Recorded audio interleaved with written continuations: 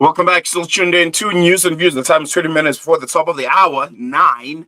And in a bit, we'll be having the Government of National Unity in the spotlight. We'll be speaking to political analyst Tessa Dooms. And South Africa's coalition government, I think, to many, has hit its first major stumbling block over a contentious education bill, the Bella Bill, with the Democratic Alliance and the ANC clashing on key provisions of this bill. And this has sparked concerns over the stability of the Government of National Unity. And we'll be unpacking this. With our guest, political analyst Tessa Dooms, is joining us telephonically. Tessa, good morning. Thank you so much for joining us. Always a pleasure having you join us here on Salam Media. Good morning. Thank you for having me. Yeah. Tessa, it's a lot to a lot of people. The Government of National Unity is one that was rushed. It's one that was developed or made or give birth to because South Africa needed a government, and there wasn't enough time to iron out some of the issues that the various political parties that make up this grand coalition had to kind of iron out some of their disagreements. And I think it's starting to show. The Bella Bill, could it potentially see the breakdown of this grand coalition, this Government of National Unity, because of how the two big political parties of this coalition are having thoughts on it? What do you make of it? Well, the possibility that it's going to break the coalition is very small. This is clearly the first test of not only the statement of intent, but the idea about how coalitions work at national in a way that is stable and politically mature, because both parties, the ANC and the DA, would have preempted this. So it's very hard to believe that this would be the straw that breaks the camel's back. Do we know what are some of the root of the disagreement between the ANC and DA over the Bella Bill? Essentially, what are they disagreeing about when it comes to this particular bill that apparently President Cyril Ramaphosa will be signing into law this upcoming Friday? So the main disagreements are really from the DA side, and it seems to hinge on two issues. Apologies, I don't know if you heard in the background. It seems to hinge on two issues. The first being the power of SGBs. So the DA is worried from the side of its constituents that SGBs will be limited in their powers on issues of language policies and on issues of who can enroll in schools. And so this is contentious for the ANC because that's exactly what they're trying to address. We know that spatial apartheid has had a major effect on education, and education is still divided. And so preferential ability to access education is part of what's at stake. And so the DA wants SGBs to be able to decide at will what it is that the language policy of a school would be that could be exclusionary, or how admissions work. And the state wants to centralize some of that decision making. And couldn't this be, I think even before the elections, the issue of the Bella Bill was one that was very, very contentious, particularly between the ANC and the DA. Do you think it was not discussed when that statement of intent was signed by the various political parties, particularly the ANC and the DA? Because I think going into the negotiations, one of the key words that we heard from the various political parties is what their negotiables and non-negotiables are. And the DA seemingly not saying anything about the Bella Bill and signing the statement of intent, and it's now seemingly, threatening the Government of National Unity.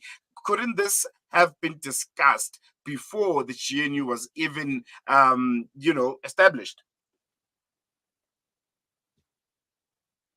Every piece of legislation or policy that might be controversial would have needed to be discussed by what ended up being 10 different parties in the lead up to the end of the 14-day period. And even as we went further in the finalization of the GNU, it was only a month. Most countries around the world give up to 6 months, even up to a year for the negotiation period. And so it was just insufficient to get to all of the details. And so while they may have foreseen that this is going to be a battle, they could not have negotiated it. Mm, mm, mm. And what is the DA threatening to? I think I've read some reports that they're saying they might be leaving the government of national unity if the president does sign the GNU. What steps or what recourse do they have in all of this? And do you think the ANC would be willing to play ball? Would it play into their demands, or is it going to be a contentious issue that ANC as a political party with the most majority within the GNU will go about it as they please? Well, what do you think will be happening from now going forward? It's going to be a test. One section within the statement of intent, and it's also worth pointing out at this point that we have not moved in the GNU coalition era from a statement of intent to a statement of policy and agreement of policy by this GNU. In fact, the partners of the GNU met yesterday for the first time as a collective. Not all of them were present, and I'm assuming that's for different functional reasons. But they've not met as a collective, as a GNU collective, to iron out policy positions and come up with a coalition agreement. So they still have a statement of intent that they're working with, not an agreement. But as it stands right now, Section 19 or Clause 19 of the statement of intent says something quite controversial. It's controversial for the partners at least, that 60% of the GNU need to agree in order to do a tiebreaker when there is disagreement. Now, in the DA's interpretation of that, that means 60% of GNU partners in terms of the seats that they hold in Parliament. And if you do the math, that would mean that by necessity, the DA would always need to agree in order for something to be passed, because the ANC and the other partners, the other 8 partners, would not be able to reach a 60% threshold. And the DA is basically has asserted that they are necessary for any controversial issue to be overcome. What they have not thought about, and the ANC has contradicted themselves on this as well, is that the ANC may have a different interpretation of what that 60% means, but also the powers of the president to sign are not limited by the DA. The DA has no recourse if the president decides to sign, unless they're willing to walk away from the GNU. If they do walk away from the GNU, they have to then deal with political fallout of that decision. And I don't think that at the first hurdle they would want to be seen as moving away. So it's very likely that the ANC will win this round, because if the DAs put themselves in a very untenable position where there's very little they can do about the power of the presidency, and if they decide to walk, they will suffer political consequences for it. All right, we're going to leave it there. Tessa Dooms, thank you so much for unpacking that for us. Really, really appreciate you giving us your time. Thank you. There you have it, Tessa Dooms unpacking. I think this first major dispute, or first major hurdle of this government of national unity. And I think, yeah, suspicions from everyone is right.